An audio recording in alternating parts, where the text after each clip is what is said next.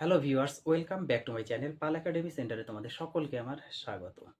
আজকে ক্লাস 7 এর কোষে দেখি 1.2 যে লেসনটি আছে সেই লেসনে 8 নাম্বার যে অঙ্কটি আছে সেই অঙ্কটি আজকের এই টিউটোরিয়ালে সম্পূর্ণ বিস্তারিত তোমাদের সাথে আমি আলোচনা করব।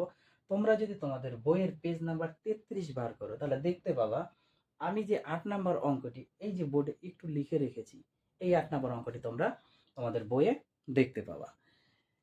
আমি প্রত্যেকটি টিউটোরিয়ালে কিন্তু বলে আসছি যে এই অধ্যায়ের যে অঙ্কগুলি আছে, এই অধ্যায়ের অঙ্কগুলি করতে গেলে সবার আগে তোমাদের কি করতে হবে, যে অঙ্কটি দেওয়া থাকবে অর্থাৎ যে কোশ্চেনটি দেওয়া থাকবে সেই কোশ্চেনটি তোমাদের আগে পড়তে হবে, বুঝতে হবে এই যে কোশ্চেন থেকে কি বলেছে এই ব্যাপারটা বুঝে তারপরে তোমাদের অঙ্কের সলিউশন করতে হবে। ওকে, তাহলে আমরা বেশি কথা বাড়াবো না, আমরা সরাসরি চলে আসবো অঙ্কে এবং এই অঙ্কটি আমরা পড়বো, বুঝবো, তারপরে আমরা সলিউশন করব। দেখো কি বলেছে, বলেছে যে কোনো একটা ট্রেনিং সেন্টারে বলেছে 1050 জন ব্যক্তি ট্রেনিং নিতে এসেছে। ভালো কথা, 1050 জন ব্যক্তি তারা একটা ট্রেনিং সেন্টারে ট্রেনিং নিতে এসেছে। এখন বলছে তাদের 3টে বড় হল ঘরে বসানো হয়েছে, 3টে ঘর দিয়েছে, 3টে বড় বড় হল রুম আছে, সেই হল রুমে বসানো হয়েছে। সেখানে তাদের 11:3:1/2 অনুপাতে বসতে দেওয়া হয়েছে। খুব ভালো কথা, এই যে তাদের 3টি বড় হল ঘরে এত অনুপাতে বসতে দেওয়া হয়েছে, তাহলে প্রতিটি হল ঘরে কতজন করে আছে আমাদের হিসাব করতে হবে। আমাদের দেওয়া আছে কি 3টি হল ঘরে বসতে দেওয়ার অনুপাত, এই যে আছে এটা আগে আমাদের সবাই লিখতে হবে সবার ফার্স্ট, যে 3টে বড় হল ঘরে বসতে দেওয়ার অনুপাত, 3টি বড় হল ঘরে বসতে দেওয়ার অনুপাত কি আছে, অনুপাত কত কত দেওয়া আছে, 11 সমান সমান 11:3:3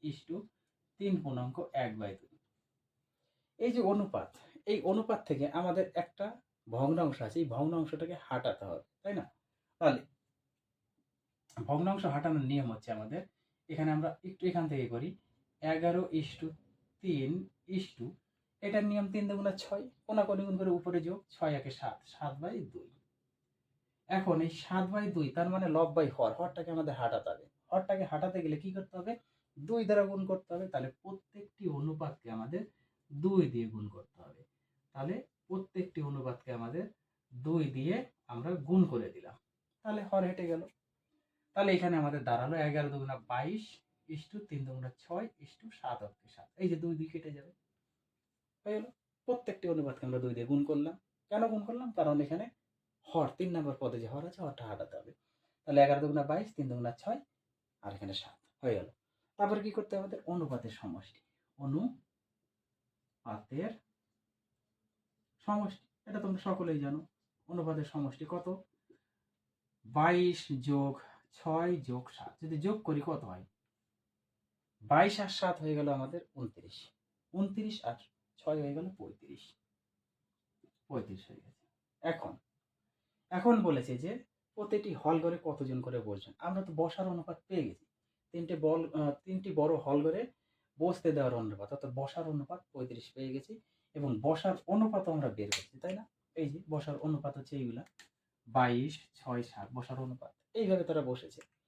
এখন মোট আছে কতজন, 1050 জন। তাহলে লিখতে হবে যে 1050 জনের মধ্যে, তাই তো, প্রথম হল ঘরে বসেছে, প্রথম হল ঘরে বসেছে, প্রথম হল ঘরে বসেছে কত, 1050 গুণ প্রথম হল ঘর মানে হচ্ছে 22 বাই অনুপাতের সমষ্টি 35, 5 দিয়ে অবশ্যই কাটবে, বা 35 দিয়ে ডাইরেক্ট কাটাকুটি যাবে। দেখো আমরা 5 দিয়ে একটু ছোট করে কেটে নিই, 5 5 7 35, 5 দুগুণা 10, 5 অক্ষে 5 0, 5 দুগুণা 10, 5 অক্ষে 5 0, তাহলে 210 7 দিয়ে কাটবে, 3 7 21, একটা 0, 30। এখন 30 আর 22 যদি গুণ করি, 3 দুগুণা 6, 3 দুগুণা 6, একটা 0, 660 জন, 660 জন প্রথম হল ঘরে। তারপর সেম ভাবে আবার এই যে 1050 জনের মধ্যে এটা দ্বিতীয়, প্রথমের জায়গায় হবে দ্বিতীয়, দ্বিতীয় হল ঘরে বসেছে। কত? 1050 গুণ অনুপাত এবার 6/7, 7 দিয়ে ডাইরেক্ট আমরা কেটেছি, কত এসেছে? 30। সরি, এখানে হচ্ছে 35 হবে, এটা 7 হবে না, এটা হচ্ছে আমাদের 35। 35 দিয়ে আমরা কেটেছি, সরাসরি কত এসেছে? 30, তাই না? অনুপাতে অনুপাত 6, ওই অনুপাতের সমষ্টি 35, তাহলে 35 দিয়ে যদি আমরা কাটি 30, এখানে 30 এসেছে, মানে 30 সমান সমান এবার 30 আর 6 যদি গুণ করে দিই, 3 6 18, 180 জন হলো দ্বিতীয় হল ঘরে। সেম ভাবে 1050 জনের মধ্যে দ্বিতীয় যেভাবে তৃতীয়, তৃতীয় হল ঘরে বসেছে। সেম 1050 গুণ অনুপাত কত? 7 বাই অনুপাতের সমষ্টি 35, 35 দিয়ে কেটেছি, 30 এসেছে আমাদের 30, তাহলে 30 আর 7 যদি গুণ করে 3 7 21, 210 জন। তাহলে পাওয়া গেল প্রথম হল ঘরে বসেছে 660 জন, দ্বিতীয় হল ঘরে আছে আমাদের 180 জন এবং তৃতীয় হল ঘরে আছে 210 জন। এই হচ্ছে তোমাদের 8 নম্বর অঙ্কের সলিউশন। আশা করি অঙ্কটি বুঝতে তোমাদের কারো কোথাও সমস্যা নেই। যদি তোমরা 1 থেকে 7 নাম্বার যতগুলো অঙ্ক করিয়ে দিয়েছি, প্রত্যেকটা অঙ্ক কিন্তু এইভাবেই করতে হচ্ছে। তোমরা যদি বারবার অঙ্কগুলো প্র্যাকটিস করতে বা করো, তাহলে আশা করি এই অঙ্কটি বুঝতে কোথাও সমস্যা থাকার কথা নেই। তাহলে চলো আবার দেখা হবে পরবর্তী পার্ট নিয়ে।